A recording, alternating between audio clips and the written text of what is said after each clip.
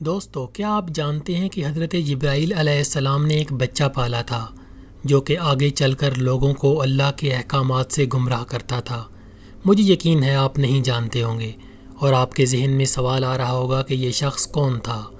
میں آپ کو اس شخص کی زندگی کے بارے میں کچھ ایسے حقائق بتاؤں گا جنہیں آپ سن کر حیران رہ جائیں گے۔ اس لیے آپ سے گزارش ہے کہ ویڈیو کو آخر تک ضرور دیکھیے گا، اور اگر آپ میرے چینل پر نیو ہیں تو سبسکرائب کرنا مت بھولیں تاکہ نئی آنے والی ویڈیو کا نوٹیفیکیشن آپ کو ملتا رہے۔ تو دوستو، آتے ہیں اپنے موضوع کے اصل حصے کی طرف۔ آپ کو یقیناً اس بات کا علم بھی نہیں ہوگا کہ سامری جادوگر کا اصل نام بھی موسیٰ تھا۔ وہ پیدائشی طور پر ایک بدصورت شخص تھا اور مصر کے علاقے سامرا کا رہنے والا تھا۔ سامری جادوگر پیدا ہوا تو اس کی ماں نے اس کو ایک غار میں چھوڑ دیا۔ اللہ کے حکم سے حضرت جبرائیل امین غار میں تشریف لائے اور اپنی انگلی اس بچے کے منہ میں ڈال دی۔ اس انگلی سے دودھ نکلنا شروع ہو گیا اور جبرائیل علیہ السلام اس کی پرورش تب تک کرتے رہے جب تک وہ اٹھ کر دوڑنا نہیں شروع ہو گیا۔ اس کے بعد وہ اپنے گاؤں میں آ گیا اور لوگوں میں گھل مل گیا، اور واپس آتے ہوئے حضرت جبرائیل علیہ السلام کے گھوڑے کے پاؤں کی مٹی بھی اپنے ساتھ لے آیا۔ وہ یہ مٹی جہاں ڈالتا وہاں معجزے شروع ہو جاتے، اور اسی وجہ سے وہ لوگوں میں جادوگر مشہور ہو گیا۔ جب فرعون کی وجہ سے حضرت موسیٰ علیہ السلام اپنی قوم بنی اسرائیل کے ساتھ ریڈ سی کی طرف نکلے تو یہ سامری جادوگر بھی ساتھ تھا، اور جب موسیٰ علیہ السلام ریڈ سی کے کنارے پر پہنچے تو اللہ تعالیٰ نے ان کے لیے سمندر چیر کر راستہ بنایا، جبکہ فرعون اپنی فوج سمیت سمندر میں غرق ہو گیا۔ حضرت موسیٰ علیہ السلام اپنے ساتھیوں کے ساتھ طور کے دامن میں پہنچ گئے۔ تب اللہ تعالیٰ کی طرف سے وحی نازل ہوئی اور اللہ تعالیٰ نے انہیں کوہ طور کی چوٹی پر جا کر 40 دن کے اعتکاف کا حکم دیا۔ حضرت موسیٰ علیہ السلام نے اپنی قوم اپنے بھائی ہارون علیہ السلام کے حوالے کی اور خود کوہ طور کی چوٹی پر پہنچ گئے۔ حضرت ہارون علیہ السلام حضرت موسیٰ علیہ السلام کی نسبت نرم دل تھے اور جلد دباؤ میں بھی آ جاتے تھے۔ سامری بددیانت اور فسادی تھا۔ اس نے بنی اسرائیل کے زیورات جمع کیے اور انہیں پگھلا کر ان سے ایک بچھڑا بنا ڈالا، اور اس کے پیٹ میں حضرت جبرائیل علیہ السلام کے گھوڑے والی مٹی بھی رکھ دی۔ تو بچھڑے نے بولنا شروع کر دیا۔ پس تو سامری جادوگر نے قوم سے کہنا شروع کر دیا کہ حضرت موسیٰ علیہ السلام پہاڑ پر گم ہو گئے ہیں، اور وہ جس اللہ سے باتیں کرنے پہاڑ پر گئے تھے وہ یہی بچھڑا تھا۔ اس لیے ہم پر لازم ہے کہ جب تک وہ واپس نہیں آتے ہم اس بچھڑے کی عبادت کریں۔ قوم نے گمراہ ہو کر اس بچھڑے کی عبادت شروع کر دی۔ یہاں پر یہ بات قابل غور ہے کہ اللہ تعالیٰ نے بیک وقت 2 موسیٰ پیدا کیے۔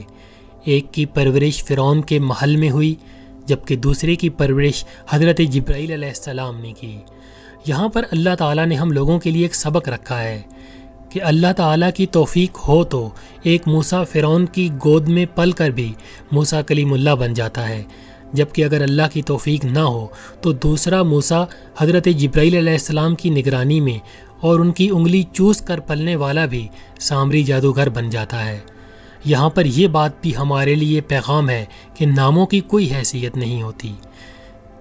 اگر حیثیت ہوتی ہے تو صرف اللہ کی توفیق اور ہدایت کی ہے۔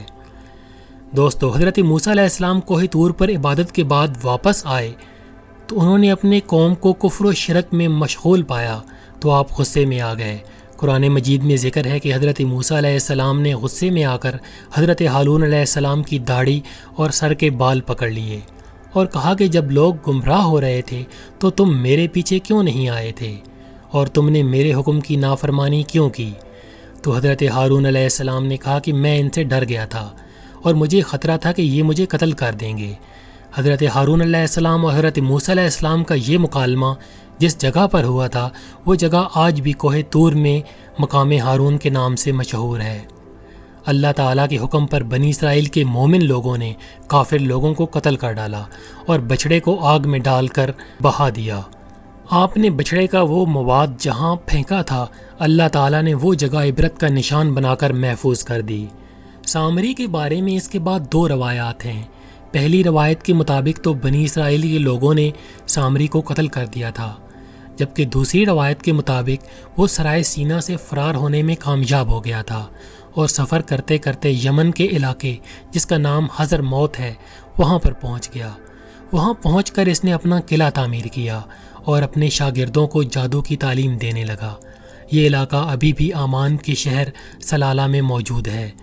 سامری جادوگر کی قبر اور قلعہ آج بھی سلالہ میں موجود ہے۔ دنیا بھر سے جادوگر آخری چلے کے لیے یہاں آتے ہیں اور جادو سیکھ کے جاتے ہیں۔ آج بھی سلالہ کی خواتین لمبا برقع پہنتی ہیں جو کہ ان کے پیچھے گھسٹتا رہتا ہے۔ مقامی لوگوں کا خیال ہے کہ سامری جادوگر کے شاگرد خواتین کے پاؤں کے نشان لے کر ان پر جادو کرتے تھے۔ چنانچہ 3200 سال پہلے سے خواتین نے لمبے برقعے پہننا شروع کر دیے تھے جو کہ ان کے پیچھے پاؤں کے نشان مٹا دیتے تھے۔ یہ روایت آج بھی قائم ہے اور سلالہ کا جادو بھی۔ دوستو، یہ تھی آج کی معلوماتی اور انٹرسٹنگ ویڈیو۔ اپنے دوستوں کے ساتھ ضرور شیئر کریں تاکہ وہ بھی قیمتی معلومات سے استفادہ کر سکیں۔